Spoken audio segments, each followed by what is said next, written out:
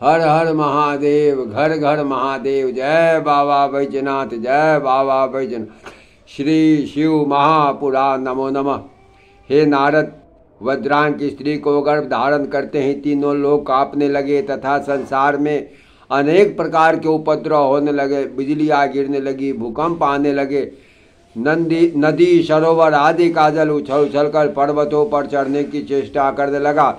सूर्य को राहु ने ग्रस लिया। समय पूर्ण होने पर बड़े लंबे चौड़े शरीर वाला बालक पैदा हुआ, क्योंकि वह अपने माता पिता के दुख दूर करने के लिए पैदा हुआ था। इसलिए ऋषियों ने इसका नाम तारक रखा। जब तारकासुर कुछ बड़ा हो गया तो उसने अपनी माता से तपस्या करने की आज्ञा मांगी। उसकी माता ने खुश होकर आशीर्वाद देकर उसको तपस्या की आज्ञा दे दी। उसने परिजातिक पर्वत पर जाकर उग्र तप करना शुरू किया। पहले 100 वर्षों तक दोनों हाथ ऊपर को उठाए तथा शून्य में दृष्टि जमाए खड़ा रहा। उसके बाद 100 वर्षों तक वह पैर के अंगूठे के बल खड़ा होकर तप करता रहा। वह गर्मियों में अग्नियों के बीच में ढेर में बैठा रहा एवं सर्दियों में पानी के भीतर पड़ा रहा। उसने खान पान त्याग कर केवल वायु भक्षण करके उग्र तप किया। सबसे आखिर में उसने शरीर के अंगों को काट काट कर अग्नि में हवन करना शुरू कर दिया। उसकी कठिन तपस्या से तीनों लोग जलने लगे।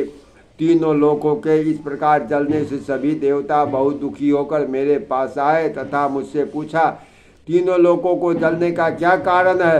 परंतु शंकर जी की माया के कारण मैं तीनों लोगों के जलने के कारण को न जान सका था। मैं समझ देवताओं को साथ लेकर भगवान श्री विष्णु जी की सेवा में उपस्थित हुआ, परंतु श्री विष्णु जी भी शिव जी की माया को न जानते थे। तो वह हम सब वहाँ से भगवान शिव जी के पास गए तथा सारा वृत्तांत उनको सुनाया।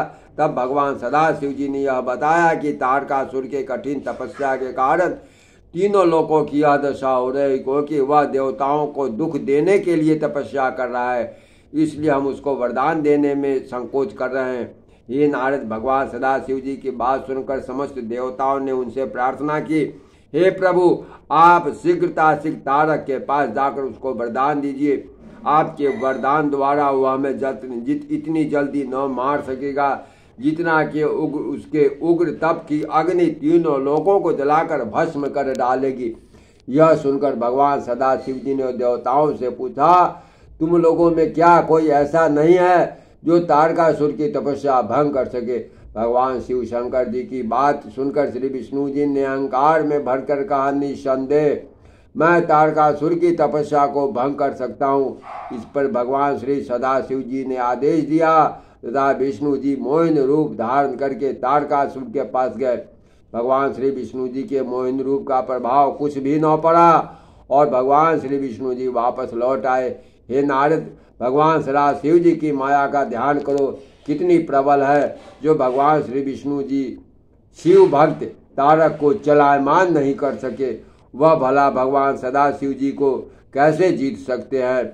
जब तारकासुर के उग्र तप से खुश होकर शंकर जी वरदान देने के लिए उसके पास पहुंचे तथा ऊंची आवाज में शंकर जी ने वरदान मांगने के लिए कहा, हे नारद, भगवान श्री सदाशिव जी के सम्मुख खड़े होकर तारकासुर ने तुरंत अपने नेत्र खोले एवं हाथ जोड़कर भगवान की स्तुति करने लगा।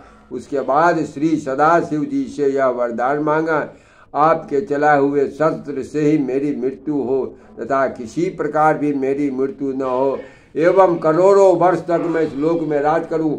भगवान सदाशिव जी यह वरदान देकर अपने लोक को चले गए।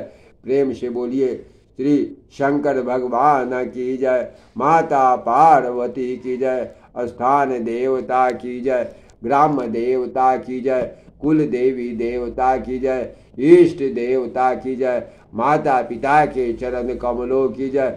हर हर महादेव, हर हर महादेव, घर घर महादेव, घर घर महादेव, घर घर महादेव।